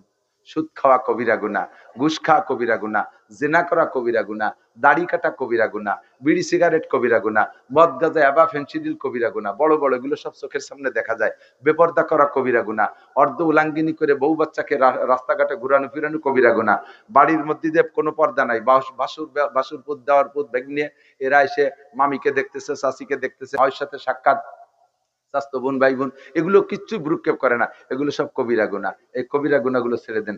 পুরুষরা টাকনুসিয়ে কাপড় পরা কবিরা গুনাহ, দাড়ি কাটা কবিরা গুনাহ, তারপরে ফ্রান্স কাটিং, ইটালি কাটিং, ওই মেসি কাটিং, চুল দাড়ি মোছ রাখা, এগুলো কবিরা গুনাহ। যত কবিরা গুনাহগুলো আছে সবগুলো ছেড়ে দেন। আল্লাহ পাক বলেন নুকাফির আনকুম সাইয়্যাতিকুম, তোমার জীবনের সব সগীরা গুনাহ আমি মাফ করে দেব। ওয়া নুদখিলকুম মুদখালান কারীমা, তোমাকে সম্মানের সাথে আমি জান্নাতের আলা মাকামে পৌঁছাইয়া দেব। জোরে কোন সুবহানাল্লাহ। আল্লাহ তাআলা আমাদের এই কয়টা কথা মনে রাখার তৌফিক দান করুন, বলেন আমিন। সারা রাত তস করলে করতে পারবো, তবে সারা রাত তস করলে করতে পারবো, কিন্তু আপনিও শুনবেন, মনে থাকবে না। জরুরি কথা কয়টা তো হয়ে গেছে। আমাদের প্রাণ প্রিয় শায়েখ, হাজার লক্ষ ওলামায়ে কেরামের উস্তাদ সদস্য হুজুর রহমতুল্লাহ আলাইহির জামাতা কাশিনী হুজুর নামে পরিচিত হুজুরের জীবনী বেরোইছে, ছাত্ররা যারা আছো স্কুল কলেজের ছাত্ররা এটা পড়বা, পড়লে তোমার ভিতরে বড় হওয়ার একটা স্পৃহা জাগবে। দাম বেশি না, এটা আমার ব্যবসা না। হুজুরি বড় ছেলে মোর্তাজা ভাই পাঠাই দিয়েছে আমার ড্রাইভার সাহেবের কাছে, মাত্র 160 টাকা। 150 টাকা দেওয়া যাবে, মানে 150 টাকা, 10 টাকা কমেও দেওয়া যাবে, 150 টাকা নিতে পারবেন। বয়ানের শেষে, দোয়ার শেষে কাশিনী হুজুর রহমতুল্লাহ আলাইহি, আমার উস্তাদ শাইখুল হাদিস বুখারী শরীফের উস্তাদ, হাজার হাজার শাইখুল হাদিসদের উস্তাদ কাশিনী হুজুর রহমতুল্লাহ সদস্য হুজুরের জামাতা, হুজুরের জীবন নিয়ে যাবেন, মুফতি সাহেব হুজুর দোয়া করবে ইনশাআল্লাহ। ও আগামীকাল আলফাডাঙ্গা, যুবক বুড়ো আবাল বৃদ্ধ বনিতা সবাই, নারী মহিলারা না, খালি পুরুষরা। কালকে ইসকন এই ভারতের দালালি বাংলার জমিনে বসে মুসলমানদের গলা হত্যা করতেছে, গলা কাটতেছে। এই অবৈধ সংগঠন ইসকনের বিপক্ষে কালকে আমরা আলফাডাঙ্গায় সমাবেশ করতে যাচ্ছি, বিক্ষোভ সমাবেশ। সকলে যাইতে হবে। বলেন, আপনি যদি রসুলের উম্মত হন, আশেকে রসুল হন, আল্লাহর বান্দা হন, ইমানদার হন, তাহলে সব কাম কাজ সকাল 10টায় আলফাডাঙ্গা যাবেন তো পেয়ে যাবেন কোন জায়গায়, ইনশাআল্লাহ যাবেন তো ইনশাআল্লাহ। কারা কারা যাবেন বলে নিয়ত করছেন? বেশি দূর না তো আপনাদের আলফাডাঙ্গা। কালকে ইসকনের প্রতিবাদের মিটিং এ সমাবেশে জমা উপস্থিত হবেন তো ইনশাআল্লাহ। আল্লাহ আমাদের সকলকে তৌফিক দান করবেন, আমিন। দুরূদ শরীফ পড়ি। আল্লাহুম্মা সাল্লি আলা মুহাম্মাদিন ওয়া আলা আলি সাইয়্যিদিনা মুহাম্মাদিন ওয়া বারিক ওয়া সাল্লিম। আল্লাহুম্মা সাল্লি আলা মুহাম্মাদিন ওয়া আলা আলি সাইয়্যিদিনা মুহাম্মাদিন ওয়া বারিক ওয়া সাল্লিম। আলহামদুলিল্লাহি রাব্বিল আলামিন, ওয়াসসালাতু ওয়াসসালামু আলা আশরাফিল আমবিয়াল মুরসালিন। রব্বানা যালামনা আনফুসানা ওয়া ইল্লাম তাগফির লানা ওয়া তারহামনা লানাকুনান্না মিনাল খাসিরিন। রব্বানা ফাগফির লানা যুনুবানা ওয়া কাফফির আন্না সাইয়্যাতিনা ওয়া তাওয়াফানা মা'আল আবরার। রব্বানা হাব লানা মিন আজওয়াজিনা ওয়া যুররিয়াতিনা কুররাতা আয়ুন ওয়াজআলনা লিল মুত্তাকিনা ইমামা। আয় রব্বুল আলামিন, গভীর রাত পর্যন্ত আহলে হক উলামায়ে কিরাম কোরআন হাদিসের আলোচনা করেছে। অবশেষে আমি মূর্খ, আনপড়, অযোগ্য, গুনাহগার, আয় আল্লাহ তোমার নেককার বান্দা বান্দীদের উদ্দেশ্যে যা পারছি বুঝেছি আলোচনা করে শাহী দরবারে ভিক্ষার দোকানে হাত তুলেছি। এই গভীর রাত্রে আমাদের জীবনের সব গুনাহ তুমি মাফ করে দাও। যত গুনার আলোচনা এখানে করেছি সব গুনাহ আমরাই করে থাকি। কতবার যে তওবা করছি, শয়তানের কাছে হেরে যাই, নফসের সাথে পারি না, তওবা ভঙ্গ হয়ে যায়। আজকে তুমি শেষবারের মতো ক্ষমা করে দাও।